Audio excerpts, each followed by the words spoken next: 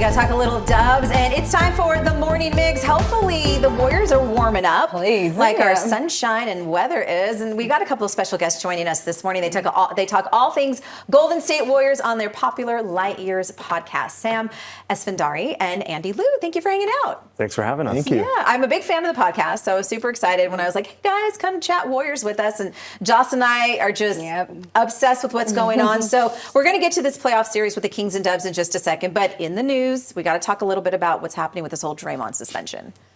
Yeah. Never a dull moment with Draymond, right? Never a dull moment. I mean, he's going to be out for a game during a playoff series. Yeah, and I mean, it's kind of a must-win. They lost both games in Sacramento. They had a chance to win them both. Not a strong history of teams coming back from 3-0, so not going to be easy on Thursday night. I mean, also, you think about Draymond Green and the suspension, there is a lot of mixed reaction on Twitter. There are people, that what he did was not right. They're also talking about, okay, well, Sabonis held onto his ankle. We've also had some other NBA players also talking about it, Damian Lillard as well. What have you guys kind of seen, especially when we're talking about both of these players here? Yeah, I think the NBA is tired of Draymond Green. I think they're, obviously, if this was the first time that happened, it'd be nothing. Maybe they wouldn't even give him a flagrant 2, but they're tired of him. I think they wanted to make an example out of what he's been doing for the last 5 years. I'm not saying it's right. It just feels like Adam Silver and the front office is saying to the Warriors, enough of this, just play basketball, and they're going to suspend them. And in a series, like Sam said, they're down 0-2. Right. That's the thing, just play basketball, because with this playoff series, with the Kings and the Dubs, the Kings look good. They're hungry. What do you guys expect to see tomorrow night?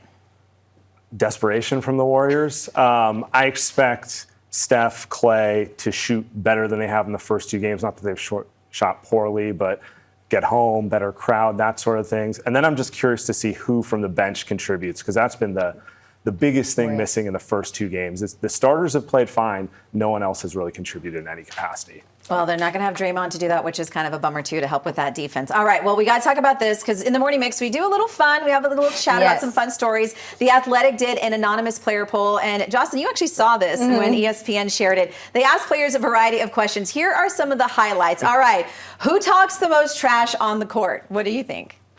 Easy answer? Oh, easily Draymond. I mean, it's perfect. It's perfect right now. The timing of it couldn't have been better, given how he taunted the crowd and everything after the whole Sabonis incident. Right.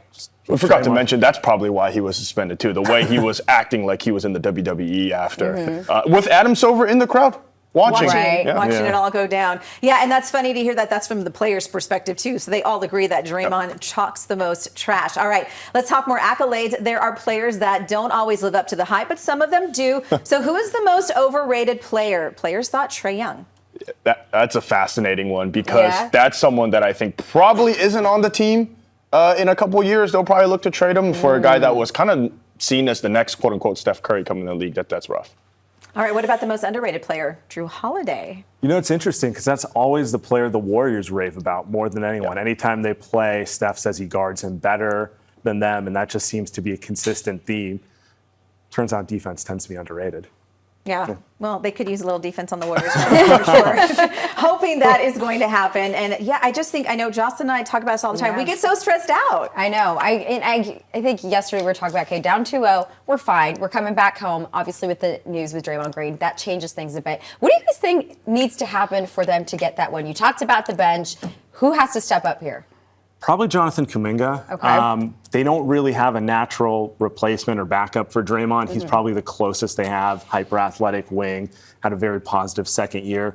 Hasn't really played up to his standards the first couple games. He's probably the best candidate. Yeah, they'll need him to defend, but Jordan Poole's been pretty rough the last couple games. He's been hurt. I think Clay was saying he had a pretty bad ankle injury, but he's going to be out there tomorrow night, so he's got to play better. DiVincenzo, maybe, too? I mean, he's definitely been one of those guys who plays better at home. I would not be surprised if he hit 4 or 5 threes, got the crowd going. Okay. That would be awesome. Okay. We'll take that. We'll take that. You guys, thank you for coming in. Light Years Podcast. Andy and Sam, thank you guys so much for hanging out with us. We'll check in with you again maybe later on as the playoffs progress, because hopefully they will too. Yeah. Yeah, thanks for having us. Absolutely.